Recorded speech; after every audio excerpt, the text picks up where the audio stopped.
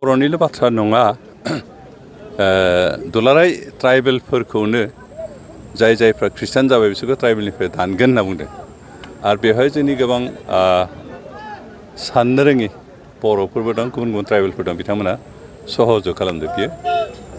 जोंनि नोजोरावथ' कुनु दिन जाफुङाबो कारण कनस्टिटिउसना बेखौ एलाउ खालामनाय नङा बे सोरनिबा इनस्टिगेसनाव जादों आरो जोंनि जायफ्रा बे ख्रिस्टानखौ दानख'नांगौ होननायाव बाहागो लाहैनाय ट्राइबेल बे राभायानो जा बर'आनो जा गुबुनफ्रानो जा बिसोरो गावनि आथिङावनो गाव रुवा दाननानै लानो नागिरदों चिरां जिल्ला इउपिपिएलनि नाजानायाव दिनै बे सुबुं गौमाखौ लिंथुमनाय जादों लोगोसे बे जिल्ला कमिटिनिनो 7 बोसोरनि बोसोरारि जथुम्मामोन बेखौ दिनै बे सुबुं गौमायाव बे ओनसोलनि गोबां रायजो राजाफोर नुजाफैदों आरो बेखौनो फोरमान होदों जे रायजो राजाफ्रा इउपिपिएलनि प्रति मोनसे फोथायनाय आरो समर्थन दं दिनै समर्थन गैयामोनब्ला बेबायदि एसेबां गोबां मानसि जानाय नङामोन बेखौ दिनै बिनि गेजेरजों बेखौनो प्रसार खालामनो बेखौनो रायजो राजाफोरनो आरो लोगोसे गुबुन गुबुन राजखान्थि हान्जाफोरनो बेखौनो मोनसे मेसेज होनो नागिरदों जे आथिखालाव बे हाग्रामा महिलारि आरो बिथांनि कम्पानिया गोबां जायगायाव थांनाय प्रसार खालामदों जे इउपिपिएलआ जेबो मावाखै आरो दिनै इउपिपिएलआ जिखिनि परिबर्तन खालामगोन होननानै स्ल'गान होनानै बिसायख'थियाव रायजो राजाफोरनि सिगाङाव खोथा होदोंमोन बेखौ परिबर्तन खालामनो हायाखै मात्र दैदेनगिरिफोरनि पकेटआसो परिबर्तन जादों होनना बुंदों दिनै फिन हिसाबै बेखौनो बुंनो नागिरो जे हाग्रामा महिलारिनि सरकारनि समनि जि सिस्टेममोन खामानि मावनायानो जा अफिसियेल सिस्टेमफ्रानो जा बिनिफ्राय फार बेटार दिनै इउपिपिएलनि नेतृत्व जि सरकार सोलिदों बेनि हाबा मावनायनि सिस्टेम आरो हाबा मावनाय जिथु हुदा बेयो गोबां परिबर्तन जादों जिबौआसो जिबौनि आथिंखौ नुयो होननाय बाथ्रा दं दिनै हाग्रामा महिलारि गाव कराप्टेडखाय मालायखौ करापसन दं होनना सानबाय थायो आरो बेनिखायनो दिनै इउपिपिएलनि दैदेनगिरिफोरनि पकेटआसो परिबर्तन जादों होनना बुंदों खिन्थु कुनुदिन इउपिपिएलनि दैदेनगिरिफ्रा करापसन खालामाखै पकेटआव परिबर्तन जायाखै सरकाराव फैनायनि सिगां जेरै अबस्था एखे अबस्थायैनो दं खिन्थु जोंनि सासन बेबस्थायाव जोंनि ओनसोलफ्राव जों गोबां परिबर्तन लाबोदों दिनै सोलोंथाइनि बिथिङाव जों मोनसे गुस्लायहोनाय लाबोदों अफिसियेल सिस्टेमफोर जों गुस्लायहोनाय लाबोदों गोबां जायगायाव जों लामा सामा गोदानै बानायनो हादों गोबां जायगायाव जों दलं बायदिसिना बानायनो हादों गोबां जायगायाव जों अन्तत कमिउनिटि हल बा बिसिडिसि अफिस बायदिसिना बानायनो हादों दिनै बिथांमोना 17 बोसोर बेखिनिखौ मावनो हायाखैमोन बिथांमोना 17 बोसोराव जिखिनि खामानि मावदों बिनि फ्राय आधानिख्रुइबो बांसिन जों 2 बोसोरावनो खामानि मावदों बेनिखाय बिथांमोना हयथ' दंफांनि ससमा लादों खोमा बेनिखायनो नुसनाखै इउपिपिएल सरकार मावनाय खामानिफोरखौ बिथांमोना मोजां नोजोरजों नायनायबा नुगौमोन आरो बिथांमोननि गोबाङानो जिहेतु बांसिन गामि ओनसोलफ्राव गामि ओनसोलाव बेरायाखै जोंनि जिखिनि खामानि मावदों जिखिनि डेभेलपमेन्ट एक्टिभिटिस बे गासिबो गामि ओनसोलाव जादों बाव कमिउनिटि हल बानायदों स्कुल न' बाउन्डारि वाल बानायदों रिपेयार खालामदों गोदान न' लुदों लामा सामा बानायदों दलं बानायदों बे गासिबो गामि ओनसोलाव दिनै बिथांमोना गामि ओनसोलाव बेरायनाय बे गासैबो इउपिपिएल सरकारा मावफुंनाय खामानिफोरखौ नुगौमोन खिन्थु बिथांमोना गामि ओनसोलाव बेरायैखाय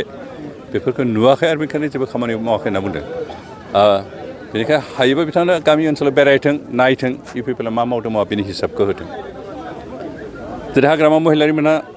मोजां खामानि मावनायमोनब्ला बे 17 बोसोराव बिटिआर सरकारखौ अन्तत 3000 कौटि थाखा दाहार खालामनानै गालांनाय नङामोन 3000 कौटि 1 थाखा 2 थाखा नङा थाइसे थाइनै नङा 3000 कौटि थाखानि दाहाराव गोदो होनानै गालांदों बिटिसि सरकार आरो बे गासैबो थाखाया लिडारफोरनि पकेट हाबनानै थाहैदों बे करापसना दिनै बेखिनिखौ जों सुफुंनानै अन्तत 500ल'सो दंसै दा सुफुंजोबनो बेखौ सुफुंसिबो जों दिनै ओनसोलनि डेभेलपमेन्टनि थाखाय खामानि लामा बानायदों स्कुल बानायदों आरो गुबुन गुबुन दै लोंनाय बेबस्था खालामना होदों हस्पिटाल बानायदों साकरि होदों साकरिजों दासिमहालागै पुरा होजोबनो हायाखै खिन्थु होदों दिनै हाग्रामा महिलारि गोबां जायगायावनो बुंदों बे इउपिपिएलआ मावगोन 4th ग्रेडनि 3rd ग्रेडनि साकरि होनो हायाखै जमा जानानै दं आरो जों सोरखाराव फैबाय गासैखौबो होजोबगोन खनसेनो होननानै मिटिंफ्राव बुंदों आं बेखौनो बुंनो सानदों हाग्रामा महिलारि खिथु आखाइ होनानै नेबाय थाथों साकरि होनो नेक्स्ट इलेक्सनाव बिथांखौ रिजेक्ट खालामगोन सरकार माबाया रायजो राजाफ्रा दाथ' नुदों लोरबाङानो जों बिथाङा खिन्थु पाब्लिकखौ बोरै हागोन बोरै थाखा फैसा होना बुथुमनानै राजाफोरनि गेजेराव मोनसे हिउज गेटारिं होननानै दं होनना सापर्ट दं होनना देखायनो नागिरदों खिन्थु बे कुनुदिन साक्सेस जाया हाग्रामा महिलारि जि सिमां नुदों सरकाराव फैफिनगोन होननानै बे कुनुदिन मोगथाङाव महर मोना सार मोनसे खोथा सार जे बर' ख्रिस्टियानफोरखौहाय एसटिनिफ्राय दानगोन होननानै बुंदों सार बे माब्रै बे बर'निल' बाथ्रा नङा दुलाराय ट्राइबेलफोरखौनो जायफ्रा ख्रिस्टान जाबाय बिसोरखौ ट्राइबेलनिफ्राय दानगोन होनना बुंदों आरो बेवहाय जोंनि गोबां साननो रोङि बर'फोरबो दं गुबुन गुबुन ट्राइबेलफोर दं बिथांमोना सहज खालामदों बियो जोंनि थाखाय खतिसो दं खारन जों दा ख्रिस्टान नन ख्रिस्टान गासैबो ट्राइबेल हिसाबै सिनाक्ट मोननायखाय जों एसटि रिजार्भ मोनदों बहाबा एमएलए गेलेनो हादों बहाबा एमपि गेलेनो हादों खिन्थु गाबोन बे ख्रिस्टानखिनिखौ ट्राइबेलनिफ्राय दानख'योबा दा मिज'रामावथ' नों 90% ख्रिस्टान मेघालयआव 75% ख्रिस्टान त्रिपुरायाव खुब खम अबयसे त्रिपुरायाव बारा गैया नागालेण्डआवबो 90% ख्रिस्टान अरुणाचलावबो दा प्राय 70% ख्रिस्टान जाबाय बे ख्रिस्टानखिनिखौ ट्राइबेलनिफ्राय दानोब्ला बे ओनसोलफ्रा ट्राइबेलनि जिखिनि सुबिदा ट्राइबेलनाबो दा जिखिनि सुबिदा मोन्दों बेखौ मोननाय नंला लाथिख' जाहैगोन दिनै बर'फ्रा Kokrajhar east west reserve seat दं ट्राइबेलनि थाखाय बे गाबोन गोमाहैगोन सिडलिया जि रिजार्भ सिट दं ट्राइबेलनि थाखाय बे गोमागोन सोरबा नन ख्रिस्टान बर'फ्रा सानदों नामा जे खालि बे साकरिनि माखौल'सो सानदों खोमा साकरिया एसटिफ्रा बे बेसेबांखिनि रिजार्भ दं ख्रिस्टानफ्रा थाङोबा जोंहा ज' मोनगोन बे मोना दिनै दा जोंनि नोजोरावथ' खुनु दिन जाफुङाबो खारन कनस्टिटिउसना बेखौ एलाउ खालामनाय नङा बे सोरनिबा इनस्टिगेसनाव जादों आरो जोंनि जायफ्रा बे ख्रिस्टानखौ दानख'नांगौ होननायाव बाहागो लाहैनाय ट्राइबेल बे राभायानो जा बर'आनो जा गुबुनफ्रानो जा बिसोरो गावनि आथिङावनो गाव रुवा दाननानै लानो नागिरदों बेखौ साननो रोङिखाय आरो बे जायफोर नेतृत्व लाहैदों बे हान्जायाव बर'आनो जा बा गुबुन गुबुन ट्राइबेलफ्रानो जा बिसोरो आसलथे मोजाङै साननो हनो रोङै मानसि जाम्बा जाम्थाखौ लानानै बेखौ बलिनि बाख्रा खालामनानै दोनहैदों बेनिखाय जोंहा फोथायनायाथ' बे आन्दलना खुनुदिन साक्सेस जाया खारन बे कनस्टिटिउसननि होखानाय राइट्स आरो कनस्टिटिउसना मोनसे जनगोष्ठीखौ धोरोम सोलायबानो जातिया सोलाया धोरोम सोलायबानो जातिया सोलाया बर'आ ख्रिस्टान जाबाबो सोरबा बाथौ जाबाबो ब्रह्म जाबाबो सत्संग जाबाबो बे बर'आनो बे जातिया सोलाया धोरोमा सोलायनो हागौ खिन्थु जातिया सोलाया बेनिखाय बे खुनुदिन साक्सेस जानाय नङा जोंहा फोथायनाय दं दा एनडिपिनि बाथ्रायाथ' बेनोसै जोंहा जे सुक्तियाव जिखिनि टार्म्स एन्ड कन्डिसन बे फुलफिल जागोन जे एक्स एनडिपिफोरनो रिहेबिलिटेसन होगोन होननानै होगासिनो दं दा जोंहा टटेल माबानि बिथोराव प्राय 400सो बाखि दंबावो खोमा मोनजोबनो बे 400खौ होनो होननानै लास्ट माबा खालामगासिनो दं मागोन रिभिउ खालामगासिनो दं माबाफोरनिफ्राय भेरिफिकेसन खालामगासिनो दं आरो बे जाफुंहैगोन बेनिफ्राय मार्टेसफोरनो एक्सग्रेसिया होनायनि जिथु सुक्ति 5 लाख करि एक्सग्रेसिया होनायनि जे रादाय दं बे जाफुंगोन इतिमধ্যে जोंहा थांनाय सुक्ति खालामखांनायनि बोसोरसेनि उनावनो गासै 40 मार्टेसफोरनो माबा 5 लाख करि होनाय जादोंमोन बिनिनो 15आ एनडिपिनि आरो बाखिया आबसुनि बेनिफ्राय बावैसो दा जोंहा प्राय 200सो लिस्ट खालामना दोनदों बेखौ होग्रोगोन बाखिखौ जों फारि होलांबाय थागोन आरो बे जालांबाय थागोन बेनिफ्राय एनडिपिनि एगेन्स्टि जिफोर केसमोन एरेस्ट जानाय एनडिपि केडार आरो लोगोसे जायफोर सापर्टार पाब्लिक बिथांमोननि केसफोरखौ उइथड्र खालामनाय हाबाफारि जागासिनो दं इतिमধ্যে 250सो केस उइथड्र जाबाय आरो बाखि दङ बिसोरखौ फारि फारि उइथड्र खालामलांबाय थानो जागोन बेनिखायनो रावबो एनडिपि केडारफ्रा बा न'खरफ्रा बेखौ सिन्था खालामनाङा बे जालांबाय थागोन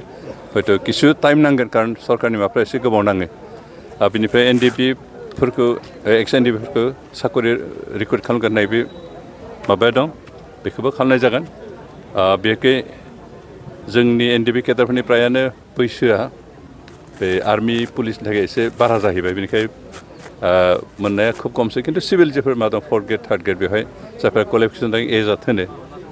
बिथांमोनहा मोनगोन आरो बिथांमोनखौ रिक्रुटमेन्ट खालामनो बेखौ बिटिसिआ रिक्रुटमेन्ट खालामनाय समाव बेखौ रिक्रुट खालामनायनि बेबस्थाखौ जों खालामगोन बेनिखायनो जेबो सिन्था खालामनो गोनां गैया आरो थांनाय 27 तारिख जानुवारि खालि मुंख्लंफोरनो जिखिनि चेक राननानै होदोंमोन बियो थारैनो नंखाय होननानै जों खोनानो मोनदों बेयो सैथो नामा 27 तारिखआवथ' बिदि राननायथ' गैया रानाखै थांनाय जानुवारि 27 तारिख बिटिआर इक'ड डे आंथ' खबर गैया माथो बिदिथ' रानाखै आं मिथिनायावथ' जिखिनि रानदोंमोन नामा? राननानै होदों बे नङा होननानै बुंदों आरो आंथ' गम मोनाखै रानबाथ' गम मोननांगौ बे सोर रानदों आंथ' मिथिया आंथ' खबर मोनाखै मोनोबाथ' खारन बे बिटिसि सरकारनिफ्रायसो बिटिसि सरकार होयोबाथ' आं मिथिनांगौ दा सोर थगायदों बेखौथ' मिथिया खिन्थु आंथ' खोनायाखैबो मिथिनायाथ' मिथियाखैनो खोनायाखैबो बेनिखाय बेयो अपप्रचारसो जानो हागौ थेंक इउ सार